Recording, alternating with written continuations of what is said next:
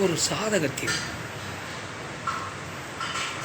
லக்னத்திற்கு 12ஆம் வீட்டிற்கு உடையவர் 5, 9 ஆகிய வீடுகளில் இருந்தால் அந்த ஜாதகர் 12 பாவகங்களினுடைய பலன்களையும் பெற்று சிறப்புடன் வாழ்வார்.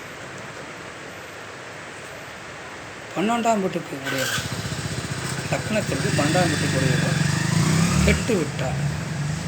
அந்த ஜாதகர் அனைத்தும் இழந்து பின்பு மீண்டும் வாழ்வில் வளர்ச்சி பெற்று முன்னேறி சிறப்புடன் வாழ்வார்.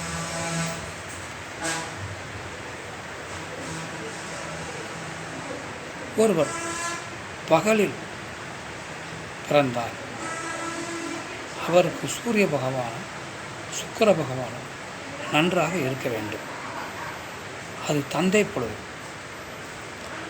சூரியனுக்கு உரிய பொழுது. ஒருவர் இரவில் பிறந்தால் அந்த ஜாதகருக்கு சந்திரனும் சனி பகவானும் நல்ல முறையில் இருக்க வேண்டும். அது தாய் பொழுது, சந்திர பகவானுக்கு உரிய பொழுது.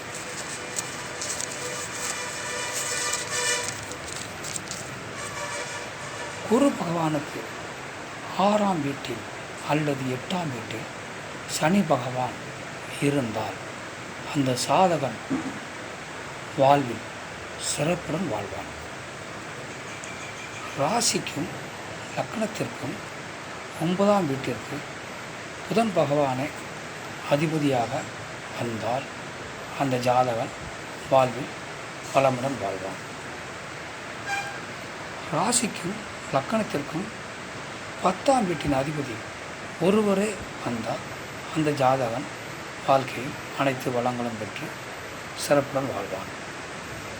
சனி பகவானும் கேது பகவானும் அனுபவத்தை கொடுக்கக்கூடிய கிரகங்கள். அவர்கள் இருவரும் நல்ல அனுபவத்தை வாழ்க்கையில் கொடுத்த பின்புதான் ஒரு சாதகனுக்கு நல்ல வாழ்க்கை ஆரம்பமாகும். 8ஆம் வீட்டு அதிபதி கெட்டுப்போனால் அதற்கு முன்பு இருக்கும் 7 வீடுகளும் பாதிப்படையும். லக்னத்திற்கு 5ஆம் வீட்டை சனி பகவான் பார்த்தால் குழந்தை பிறப்பில் தாமதம் ஏற்படும். ஒரு கிரகத்தின் தசா காலத்தில் புத்திநாதன் தசாநாதனுக்கு 4-5 வீடுகள் தள்ளி இருந்தால் அந்த ஜாதகம் வெளி மாநிலம் வெளிநாடு போக வாய்ப்பு இருக்கு. ஒரு கிரகத்தின் தசா காலத்தில் புத்திநாதன் தசாநாதனுக்கு அடுத்த வீட்டில் இருந்தால் வெளி மாநிலம் வெளிநாட்டில் இருப்பவன் சொந்த ஊருக்கு வந்து விடுவான்.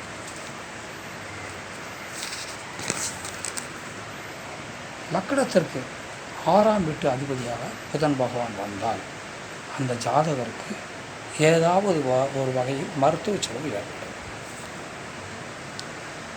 ஏனென்றால் ராசி மண்டலத்தில் 6ஆம் வீட்டின் அதிபதி புதன் பகவான். 6ஆம் வீட்டின் அதிபதி புதன் பகவான் தசா காலத்திலும் மருத்துவ செலவு இந்த ஜாதகருக்கு ஏற்படும். சந்திர பகவானுடைய வீட்டை பார்த்தால் அந்த ஜாதகன் சிறப்புடன் வாழ்வான். ஒரு சாதகனுக்கு வாழ்க்கையில் எந்தெந்த கிரகங்கள் எந்தெந்த இடத்தில் இருந்தால் என்ன பலன் என்பதை இப்பொழுது தெரிந்து கொண்டோம்.